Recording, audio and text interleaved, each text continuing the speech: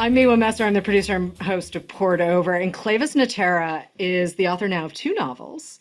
You can see if you're watching on YouTube, you can see the Grand Paloma Resort over her shoulder. But you may also remember Neruda on the Park, which was her debut a couple of years ago. And these are fun and also thoughtful, and the characters are amazing, and so many good things. But we are pretty much going to stick to Grand Paloma Resort today because this is a book we've been waiting for now for, ooh, couple, 3 years, right? When? Yeah, it's been 3 years, hasn't it? Yes. Oh, wow. Okay. So, Clavis, really good to see you. I'm so happy we get to do this. But when did you start working on Grand Paloma? Because Neruda had come out, but you had already started working on Grand Paloma Resort, right? Yes. Well, first of all, Miwa, thank you so much for having me. I'm so excited to be here with you. I started working on the Grand Paloma Resort in 2020. Oh, So, wow. Okay. yeah, so what ended up happening is that, my agent and I had finished doing the edits for Neruda on the Park, but then the pandemic happened and we Right. couldn't take the book to market.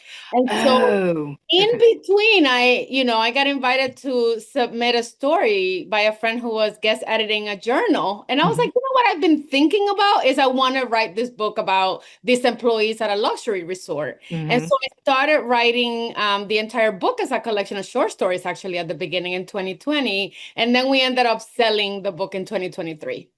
Okay. Okay. I didn't realize it started as a story collection. I mean, I can sort of see how it could, I very much like this book. So, I mean, if it had a different iteration, it was going to have a different iteration. But um, I'm really attached to Laura and Elena, the sisters at the center of Grand Paloma. And I'm just wondering, wait, so was it going to be sort of different guests and different employees and different people sort of circling in and out of the orbit of this resort in the Dominican Republic?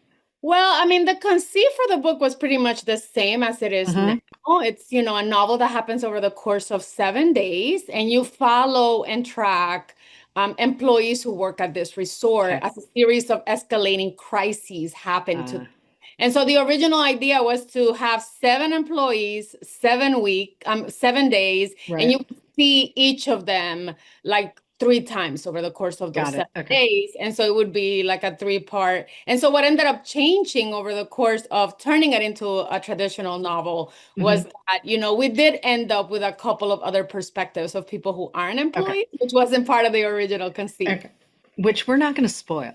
No. Like, let us just be clear. We're really just going to talk about the sisters in the course of this conversation because a lot happens. We meet a ton of characters. You get to play with really big ideas, and we, as the reader, get to follow along.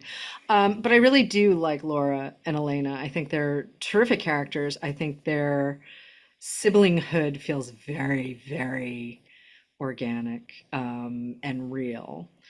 And I can just sort of imagine these two rolling their eyes at each other.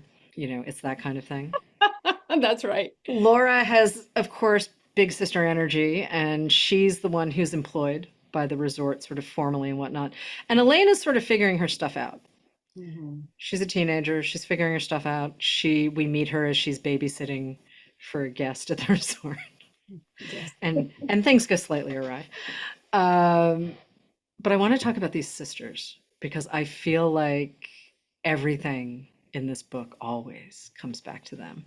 Yeah, I mean, that's absolutely right. When I started thinking about this book, and I was really interested in exploring, like I said, this idea of local employees who work at this really luxurious resort in the Dominican Mhm. Republic.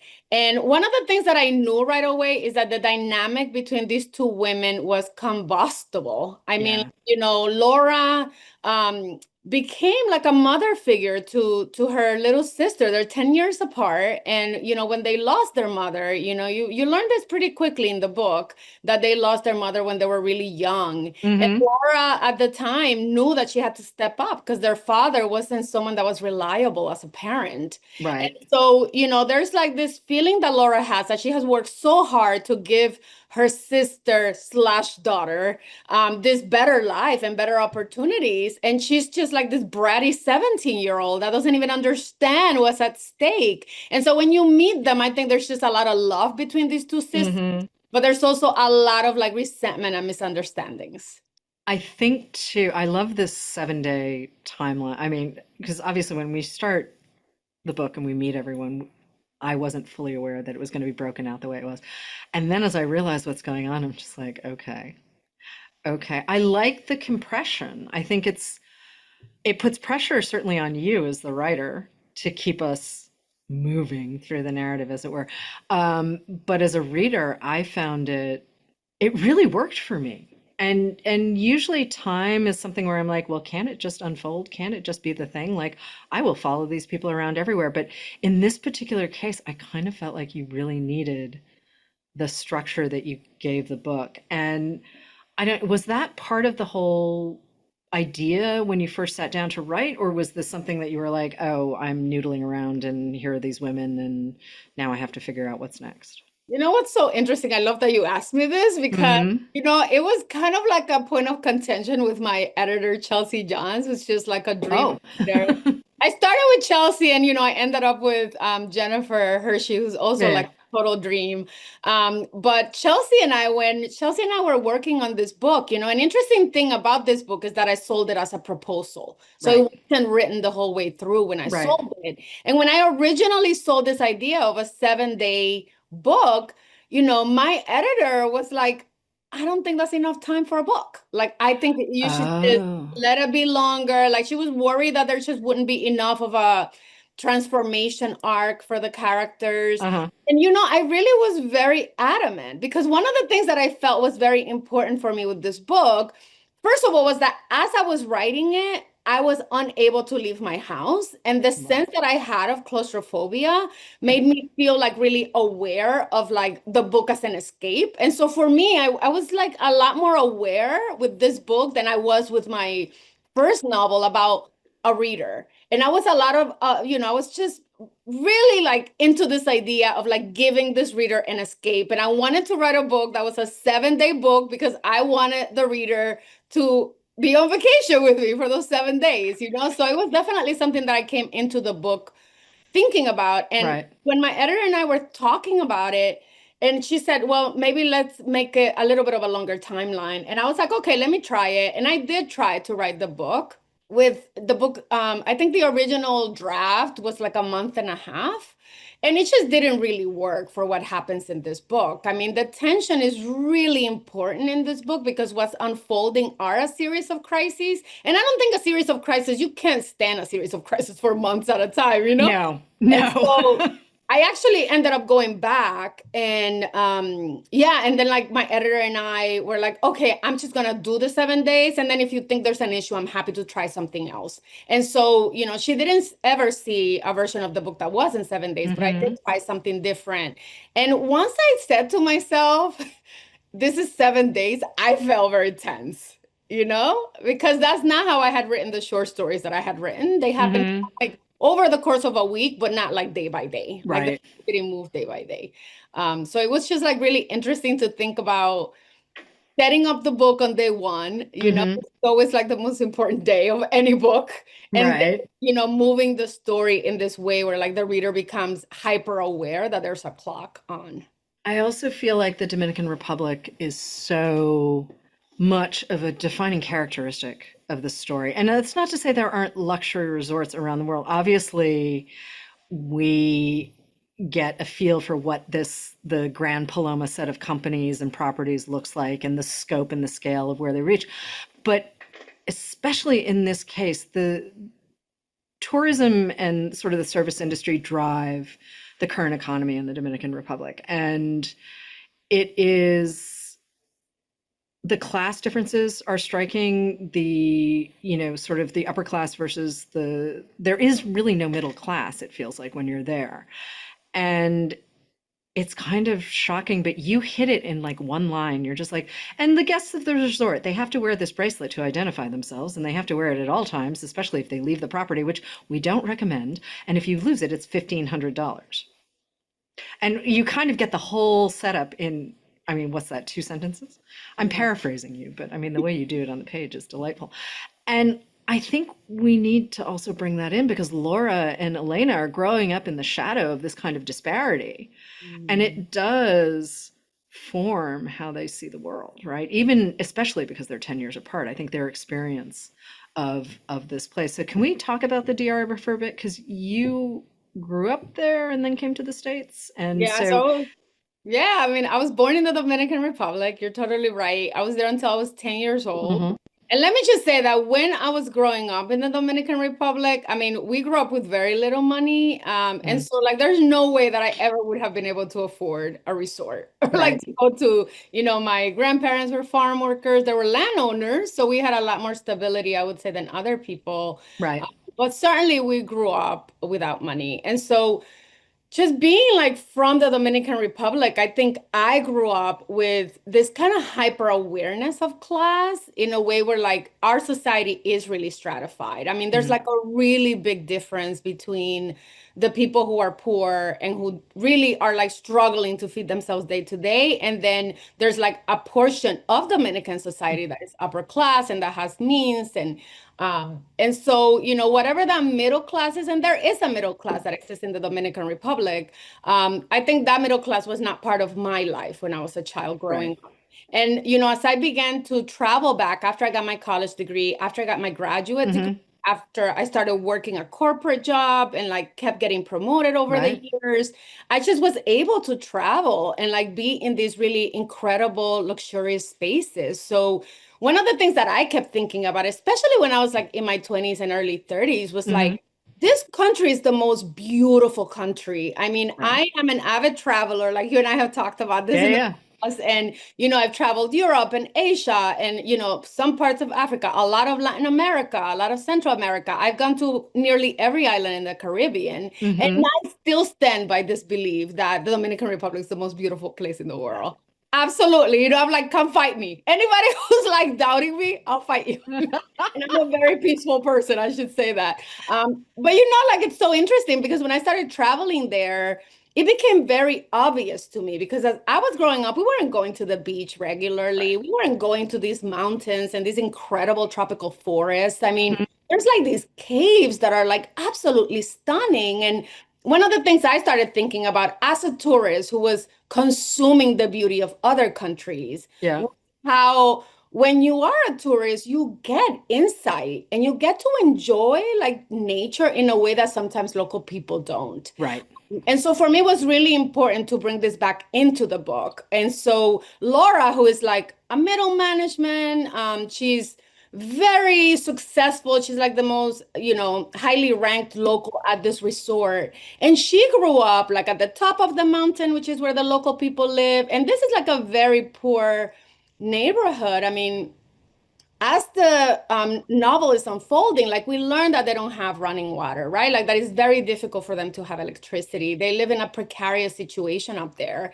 And, a few miles down the mountain, you have like one of the most luxurious and Hmm. beautiful spaces in the entire world. And so, for me, it was really interesting to like arm Laura with that sense of Hmm. having grown up lacking a lot of the things. And because of her work and because of the opportunities she has, enable for her and her sister has grown up without consciousness of that. I mean, even though the staff quarters like leave a lot lacking for, they're just not really good living quarters. The fact is that, Elena has lived in a resort. She's being educated in a global academy where she's learning with like some of the children of the wealthiest people who work at this company. And so for me, it was really important to think about both class and privilege as it relates to like the tourism world, which I think enables people to live really differently than they might if they were living outside of the resort. But to also arm like these two women with this kind of dynamic where like the younger sister, she's just grown up as a global citizen. I mean, her consciousness and her mindset is one of a foreigner, where Hmm. like her older sister is really kind of like the world is a difficult, harsh place, and the only way for us is through this job. Like this job means everything to her. But also, I like the way you use the sisters' relationship to explore ambition. Mm. And you sort of come at it sideways a little bit because you've got the whole sibling thing. And, if you have a younger sibling, it doesn't matter what the gender of your younger sibling is, but if you have a baby sibling, it doesn't matter how old you are, they will be your baby sibling until time ends. But watching sort of how ambition filters through each of their perspectives, and Laura really choosing that I'm going to take care of us. I'm going to be the one who does it. She never, if Laura has a moment where she's like, I'm going to run off and be a painter, it lasted 7 seconds and maybe she was 12, right? Like that was just never going to be her future. And so meeting her as a young adult who has plans, right? Like, I'm not a person who particularly plans out my life, right? So I'm always fascinated when I meet someone, even in a novel, where I'm like, oh, yeah, people do plan their lives out. Well, These women do. are great. These women are really, really great. Oh my God, thank you. I appreciate that you saw that. I mean, for me, like so much of that, I think is also like a touch point that I have with Laura because, Mm-hmm. because of my upbringing and, what I learned was available to me through work. I mean, I spent 20 years working in the insurance industry. Mm-hmm. And during that time, I mean, my class changed drastically, and there was a time when I felt, I mean, I wasn't quite as extreme as Laura with her love of capitalism, but I certainly felt at certain points in my life that the pathway to like liberation, to like Mm. true personal freedom was rooted in work, in financial independence, and in upward mobility. I mean, Mm-hmm. I remember spending my 20s working like a mad woman because I was Right. like, this is the way for me to live the life I wanted to live. And I really thought that there was something to me really tender about Laura, even though Laura is definitely the pessimistic out of the two sisters, like she Mm-hmm. just does not have a lot of faith in humanity. She does not have a lot of faith in like social movements. Right. She is someone who has so much like this pure love and belief in like this corporation and her ability to like have a better life because of it. And I just remember like at certain points in my life, especially as a writer and as someone who all along, Mm-hmm. like all those years that I was working a full-time job, all I wanted to do was find my way to my computer, to my books, to like become a writer full-time. And there Right. was that longing in me, which I definitely don't think Laura has. Like someone who's longing for an artistic pursuit. Like she's just, she's buckled into this job and she's gonna do whatever it takes to make sure that she doesn't lose it. And her sister does complicate that. I think we can dance around it a little bit and say, well, once again, baby siblings, baby siblings, they complicate things. Um, but creating this world, right? Like, as much as you spent the first 10 years of your life in the DR, you have still got to build this world. You've got to create this place. And I've said it before on the show, world building is a phrase that we've sort of only now allowed to be used with sci-fi and fantasy. But I'm like, well, actually, you had to build all of this and sort of step outside of your own comfort zone, right? Like, are you the insider? Are you the outsider? Like, where do you fit in Yeah. this continuum? Yeah, I think as a writer, I think one of the things that I love the most about writing is this idea of crafting this world. Mm-hmm. And for me, like the world is always inspired by the real world, but slightly adjacent. Like I think of Right. a multiverse when I think about the world, and I'm like, the Dominican Republic I'm writing about.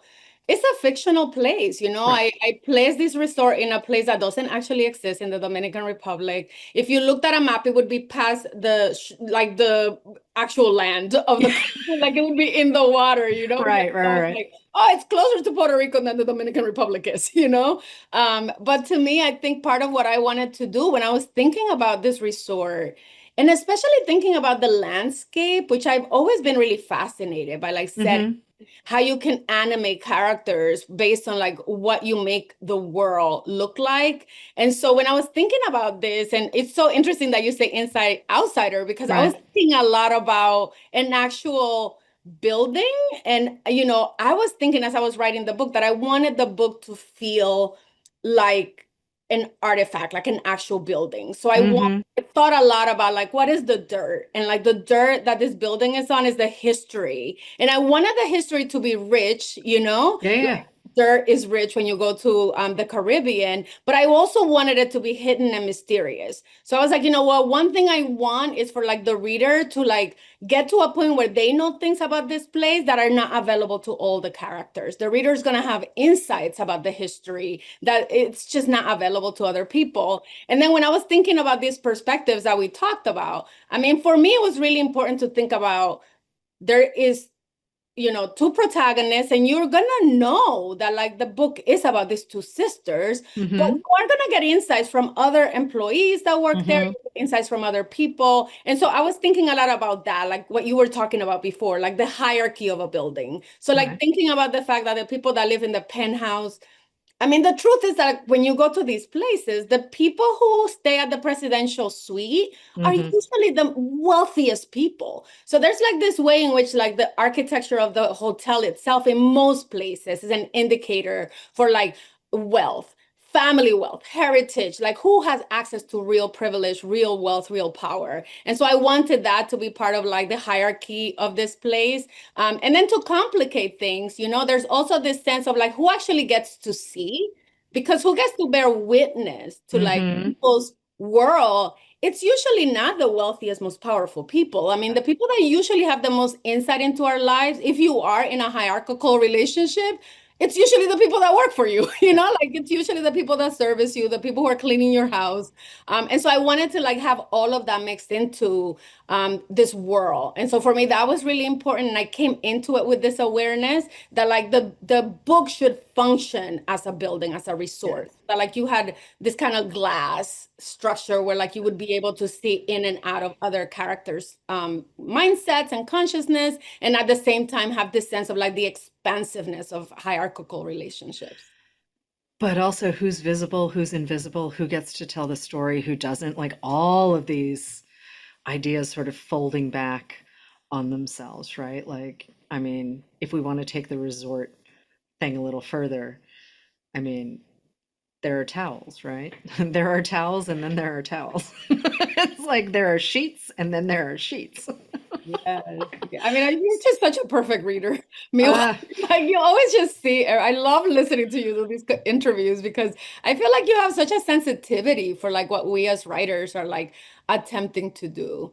And yeah, it's like who's visible, who's invisible. And like just because you're invisible to people, it doesn't necessarily mean, and of course we know this, like mm. invisible people are humans too. And so for me, like that was a big reason why I was not, I was really motivated to include, to center the story on these employees. Like I thought, oh, a lot of the times when I look at movies and shows, it isn't very common, at least for me, Mm. to see where like the actual employees are the protagonists. They might take part in the story. Right. They might tell parts of the story. But so for me, that was really something that I felt was really important to me as a Caribbean writer. Mhm. And obviously, I'm American. I mean, I'm a US citizen. So for me, Right. it's also like understanding that when I travel, I'm traveling with the privileges of an American. Hmm. It gives you kind of like I've always had that insider outsider experience, Miwa. My entire life I've had it. And it just has given me a lot of like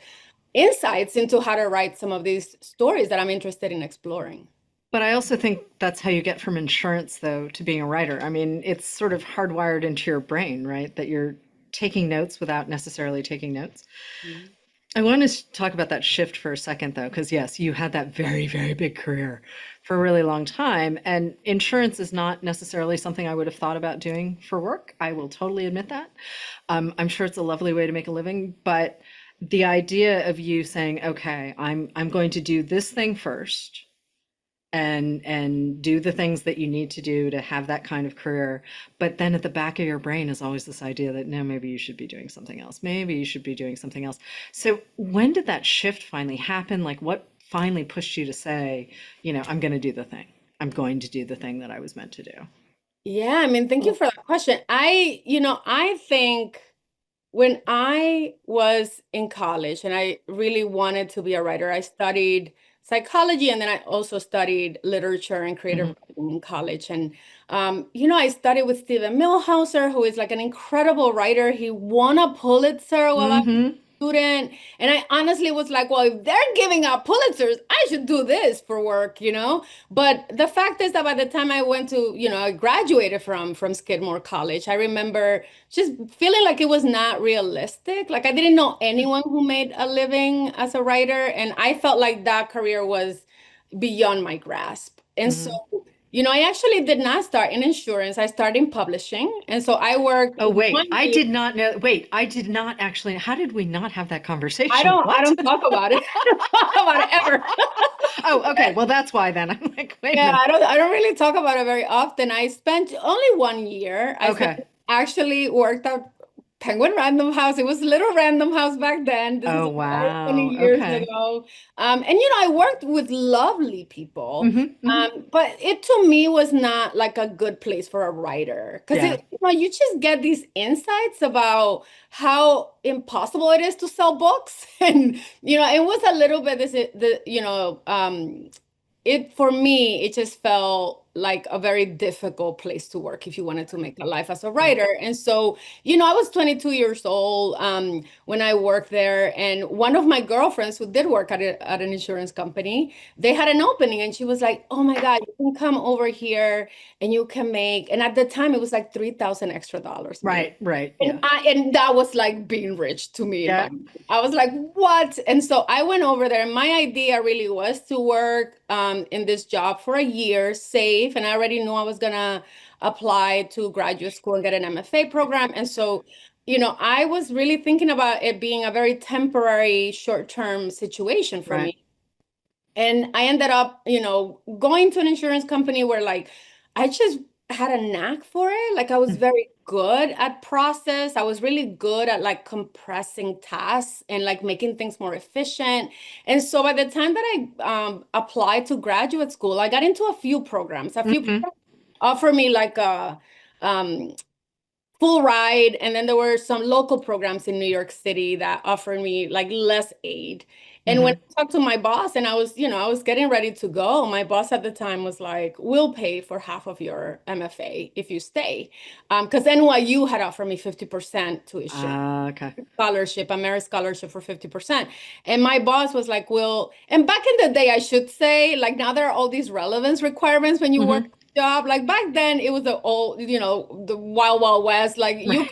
if your manager said you got tuition reimbursement, you got tuition reimbursement. Right. And so then I got kind of incentivized to stay there a little longer. Hmm. And so, I worked on my first book. The whole time I was like, I'm gonna leave this job as soon as something happens because I Right. didn't have a net. I didn't have a family that could help or support me during those early years as an artist when you're probably not gonna make a lot of money from your art. Right. And so for me, it was always the kind of plan to like sell the book and then leave. Some have a breakthrough of some sort and then leave. Hmm. That just wasn't in the cards for me. Like my first agent ghosted me, disappeared. Oh. Then the second agent, unfortunately, just wasn't really able to like figure out a way to sell my book. I left that book in a drawer. I started working on Neruda on the Park, and then it would be another 10 years before I really decided that it was seriously to come back to it. And so Hmm. for me, like the turning point for me was actually my children's health. So Okay. my son Julian was born with sickle cell anemia. And we decided pretty early on that we were gonna do a bone marrow transplant. That was the only path for a cure back Hmm. then. Yeah. And so, we had my daughter who was a bone marrow, she was a match for him. Hmm. Hmm. So yeah, so like for me, like it ended up being that we did a first bone marrow transplant and that one failed. And then we had to do a second one. And during the second one, he actually had appendicitis and he almost died. And so it's kind of like a crazy thing to think about it because I feel like before I went through that personal crisis, Hmm. I probably would have waited a lot longer to make a real change. I mean, I Yeah. probably would have waited till my children were a lot older, Hmm.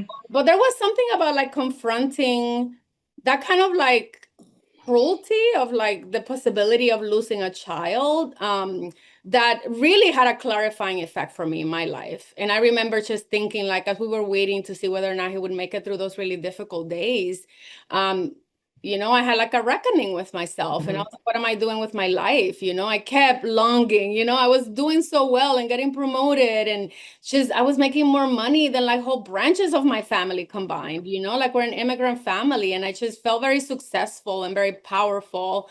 And there was a lot of pain associated with the writing and all the rejections. And so it really, for me, was like coming that close to losing my child. That was like, you really need to do what you were meant to do in this world. And so, in a way, that was really what motivated me. And that was, back in 2017, 2018. And then I came back into writing. And, Hmm. and of course, because I'm a type A, I still had a plan. I was like, well, this is going to be a 5-year plan to leave my job, And so then the pandemic happened, and it just ended up being too much, like homeschooling. The world felt like it was collapsing. And at that point, I was very fortunate at that point because I am married. I'm married to someone who has a really successful career. We had been saving because we have been talking about me just taking a year off and trying to see what happens. And I was really lucky that like I quit my job in August, Miwa, and we sold Hmm. in October. I mean, it was Okay. a couple of months later, the book Yeah. sold, and I haven't had to go back to like full-time work. Well, you have children and you write. So actually, it's just a different kind of work. Like, I really do feel like we have to redefine those. It's one thing to have a job outside of the house kind of thing, but at the same time, it's like it's not that you're not working, you're just not doing insurance. Yes, yes. Thank you for that correction. I mean, I think that's absolutely spot on. And for me, I mean, I actually do work. I mean, I Well, teach. I was about to say, we're getting to your teaching because I love the fact that you teach. But I'm curious to know like what you've learned from your students because you're working with sort of a range of kid, well, I shouldn't say kids, they're young adults, but I mean, I want to hang out with your students for a second. Like what are you learning from them? What are you noticing about them? How are they surprising you? Well, I have to say that like part of what has been the most transformative experience for me as a teacher is that I do teach Hmm. like really different kinds of students. Hmm. So, I work at Barnard. I've been there for like 3 years. I work this past year, I worked at Montclair State University, Hmm. a completely different demographic, even though Yep. we're next door to each other. I was working at New School where I've taught graduate level school. And then I love summer intensives. I mean, I do spend a lot of time teaching these week-long intensives. And I have to tell you, like, this is the thing about being a teacher. When Yeah. I'm teaching my undergraduate, there's like a fearlessness that these students have. Like, I think that's what I learned from them. Hmm. They will have these ideas that are like insane. And I'm like, oh my God, this imagination is so beautiful. And they just are like fearless when they're coming up because there isn't that much at stake, right? Like they're not trying to sell a book. They're not trying to like find an agent.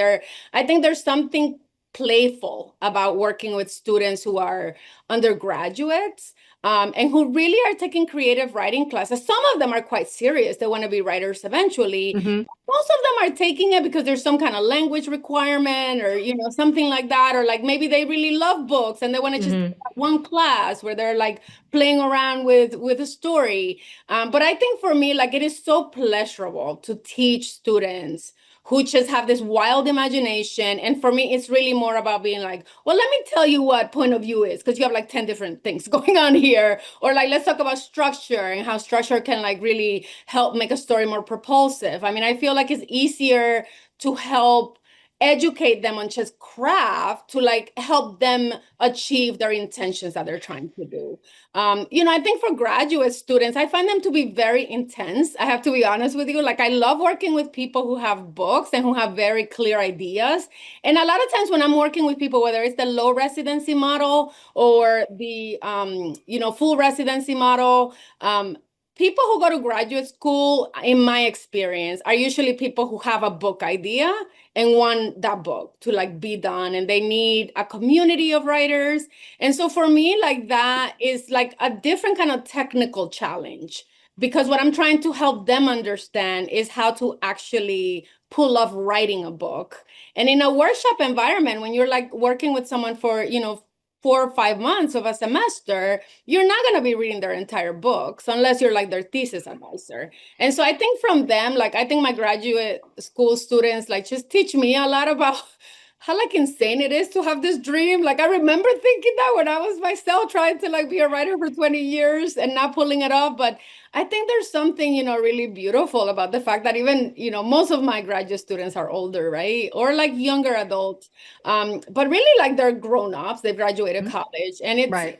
it's really fascinating for me because these are people that like have a dream and they're very, very focused on making that dream come true. And they're very eager, I mean, sometimes I'll have a student who's ego tripping and isn't listening, but for the most part, they're really open to listening and to learning from me. So, I mean, there's just like such a wide array.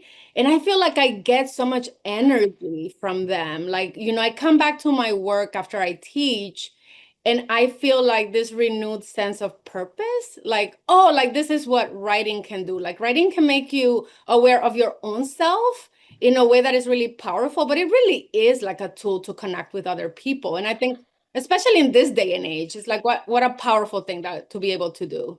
Yeah, that piece of connection, right? Like you can be reading anything set in any time period featuring any kind of, but you can still connect with the words and the ideas. And it, books are like the best little piece of technology ever. You can stick it in your pocket. It doesn't require electricity for the most part. Like, I mean, and no disrespect to audiobooks, ebooks, whatever.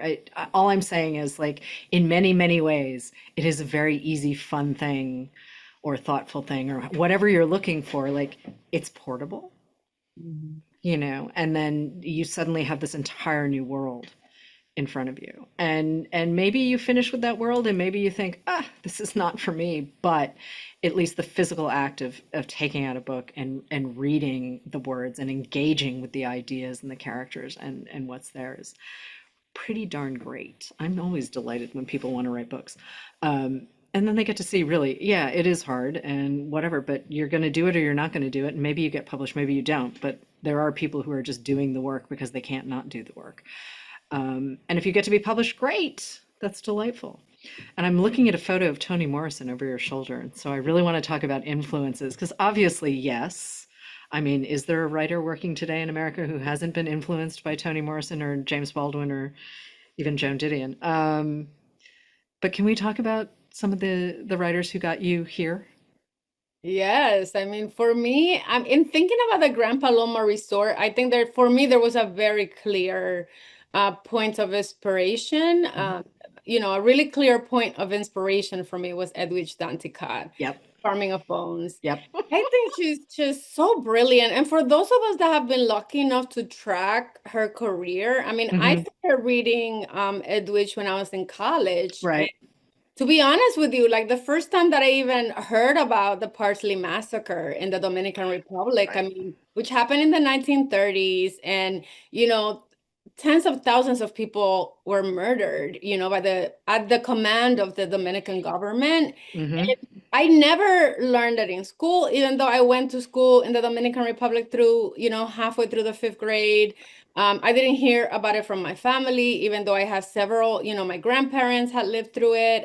There were plenty of people in my community. I mean, it wasn't a part of my history that I ever learned about outside of a novel. Hmm. And so, it has such an impression on me that the first book by Edwidge Danticat that I read was The Farming of Bones. And so Oh, okay. yeah, so it just made such an impression for me, and it really changed my relationship to my country. So, like Hmm. every time I would go back to the Dominican Republic, I would just really become hyper aware of Haitian people in the Dominican Republic. Hmm. And I would often think about the protagonist of that book, Amabel. And I would be Yeah. like, what would Amabel make of this? Like, what would Amabel think about what's happening? And so, one of the points of inspiration for me writing this book, because I know I wanted my second book to be a book that took place in the Dominican Republic. Hmm. Hmm. And I also didn't want that story to be about Dominican Americans coming to, like I didn't want to do a reverse immigration story or an expat story. Like I really Hmm. wanted to write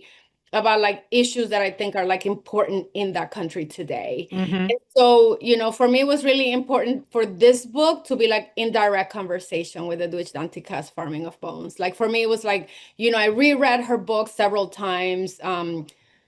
I've reread it over the years many times, but I definitely reread it several times.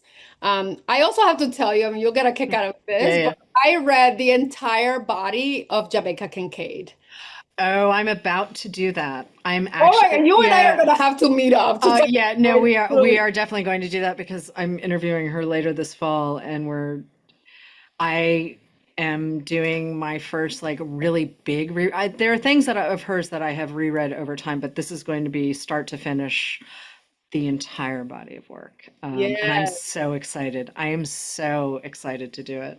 Oh my, I mean, you're in for such a treat. I mean, the thing Hmm. about Jamaica Kincaid for me is that, I've always been fascinated at how Jamaica Kincaid can write the unlikable Yeah, heroine, yeah, Like I've always been like, you're so invested, and these women are usually just really difficult, challenging people, And I just think that she's just masterful. And when I think about, I've heard her say in interviews that she didn't always adhere to this idea of genre. Like, for her, like there's a fluidity between fiction and nonfiction. And I think Jamaica Kincaid is like one of those people that was doing autofiction before we even knew how to call it that, yeah. Talking about Oh, without a doubt. decades ago, right? And she has talked about that. So there was something so powerful for me about like reading her books.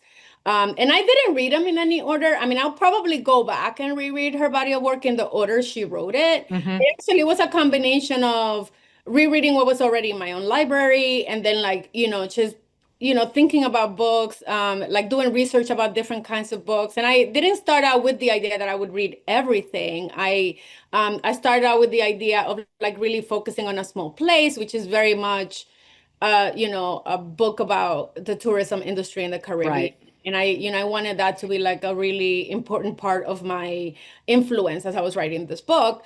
But then just digging into, when I realized that like Laura really was a difficult character, to me, Hmm. she felt like she had been inspired and like really influenced by Jamaica Kincaid. Yeah. Like she to me felt like, oh my God, like of course I recognize this character because I've been reading Jamaica Kincaid my whole life. And I wanted to like pay a lot of honor to that because I think Jamaica is just incredible. I also sort of want to flip this idea of difficult women on its head for a second because I mean, Laura is who she is, right? She's ambitious. She loves her sister. She makes decisions that maybe you and I wouldn't make. But I don't know. I mean, I don't know. I think she's just Laura. You don't think she's difficult? You don't think I she's a mean, she's kind of a pain, but maybe it's that older sister thing. I don't know. Maybe I'm having a moment of she's a big sister. She's trying to do what she can. no, I mean I'm so She grateful does for make, I mean, she does make some not, she makes some decisions that I don't think you or I would make. yeah, absolutely. Absolutely. But I think like there's something too for me that you and I are both really big fans of Alexander Chi. And I Right. think for me, Alexander Chi is another really big influence. Mm-hmm. I mean, Mm-hmm. and you and I already said we're not going to talk about Baldwin. We're not going to talk about Morrison, who are like huge. Gabriel Garcia Marquez is like another Right. huge influence for me. But I think like people that are like alive today, working today, that like are people whose work excite me. Mm-hmm. I got to sit in a lecture that Alexander Chi gave at Breadlow Yeah. in Oh, wow. 2018. Okay. And it was actually on Baldwin's Go Call It on the Mountain. Yeah, yep. Yep. Go tell it Call on It the on the mountain. Yeah. Mountain. His debut. Well, it's his debut actually. Yeah. Go Tell It on the Mountain. And during that lecture, I mean, the amount of insight that I got about Mm-hmm. building protagonist, antagonist. It was the first time that I heard someone talking about how a character could be an antagonist to him or herself. Yeah. And ever that this was a lecture that I heard, I think it was either 2018 or 2019. And I just remember like, oh, challenge accepted, Alexander Chi. Like I remember being like, I am going to write a character Mm-hmm. who, I want the reader to really feel for Laura. I mean, Yeah. she's really a wonderful sister and she's like Mm-hmm. a Mm-hmm. dedicated employee. So I think she has a lot of things going for her as a person. Um, But there's things that have happened to her in her life have really, and I think you said it best when we started this conversation, like they've really like shaped her outlook in Yeah, life. And yeah. so there's like a way in which she looks at the world that for me has a lot to do with like her experiences as a child and Hmm. the things that she is aware of that are happening socially and class-wise in her own country that like she's very clear-eyed. And so for me, like I thought a lot about Alexander Chi and like the way that he talked about and I love all his books. I've read all his Mm, books. And so I think for me, like the things that he explores in his own work about like hmm. how we sometimes just can't help ourselves, and we do more damage to ourselves in our way of like trying to find our way through the world. And I think there's something really beautiful and powerful about that truth. And so I had just a lot of fun with Laura because I also felt like I am someone who isn't, I don't really like reading like unlikable narrators, like I just it's not really something I enjoy. I'm like, if you're a miserable, unhappy person, like why do I Mm. want to spend time with you? And Right. so it was really interesting for me, like finding a character who I wouldn't want to hang out with. Like, I don't want to have a drink with Laura, okay? She's someone that's very focused. Mm. I'm not trying to have a meal with her. You know what I mean? It would take some work. It would take some work. I think we are not reading the same sort of publications, et cetera. Like, it would take some work. Yeah, but at the same time, I do feel like Laura, for me, it was really important to make her someone that you can't take your eyes off of. Like Yeah. someone would be like just wonderful to track, like her motivation and like knowing what, the main things that she's cares about. It's like a really pure love that's like motivating all of her actions. She felt very, as much as I didn't agree, as I've mentioned, there's some decisions she makes that I wouldn't have agreed with, but she feels very genuine to who she is. And I think that's hard to pull off without, it would be really easy to veer sort of hard to one side or the other, right? Like you sort of trying to make a point and you need the character to do this, and the character just says, that's not what we're doing. Mhm. Um, and I disagreed with her. I didn't question her. Mm. I think that's a really big difference. Like, yeah, why would you don't open that door? What are you doing? That kind of thing. Yes. But I didn't second guess whether or not Laura as a character would behave in the ways that she was behaving. And you and I have both read enough where occasionally you bump into a book where you're like, I I'm not buying this. Hmm. And that again, like I'm being all judgy about a fictional character because that's half the fun of reading, right? Is you get to be Yes. judgy. You get to be really judgy. But I think too, ultimately, the Grand Paloma Resort is a really hopeful book. I think you are like it ends on a note where you're like, okay, Yeah. okay. So, do you think you would ever come back to the sisters? Do you think we would ever get another installment of what life is beyond this? This is such a good question. I mean, I should tell you that I just sold my third book. I sold a second Paloma Resort. Ah, there you It's go. not gonna be the same cast of characters. Right. Okay. Really, I'm interested in exploring some very different issues to do with tourism in the next book. But I don't know, like these two women, I feel like I'm not done with them. Yeah, I didn't feel like you were done with them either. I mean, and again, when I say the book ends on a hopeful note, it ends on a hopeful note. But I was kind of like, oh, there's something's cooking in the background, and I didn't quite have my finger on it. So, and there's no rush. I'm delighted that you sold another Paloma novel. I think it's a great idea. Yeah. Um, but at the same time, I was like, yeah, something's going on here, and you could also have a larger canvas with the Mm, two of them going off to do some stuff.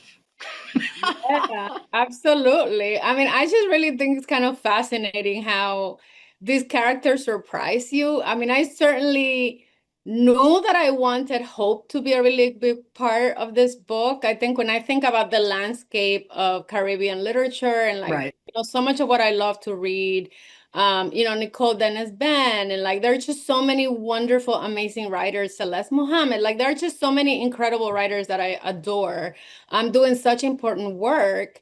And, I felt like I wanted this book to end on a note of hope and love. And like that for me was like so important to do. And yet, I do think that these characters were so rich. Like and it's so interesting because when I wrote, for example, my first novel, I would have no interest in going back to those characters. Like I feel like I was with them. It was a beautiful experience. I'm glad that I was able to write that book, but I'm not interested in going back and figuring out what they're doing. But when I think about, some of the characters that, that populate the Grand Paloma Resort, I'm like, yeah, there might be some more story to tell in the future. Who knows? I can be patient. For you, I can be patient. Yeah, for certain writers, I can be patient. Yeah, I love the idea of this book ending on a hopeful note. I love the idea that we might get to see Laura and Elaine again. But I really love the idea that we get to go back to the Grand Paloma in a different iteration. So, I'm just going to hang out and wait for you to do that. Cleyvis, it was so good to see you. Thank you so much for making the time. Oh my God, this was such a wonderful conversation. I have been a fan of yours, as you know, for many, many years, and I'm so grateful that you had me on. Thank you. Thank you for listening. Poured Over is a Barnes & Noble production. To help other readers find us, please rate and review the show wherever you listen to podcasts.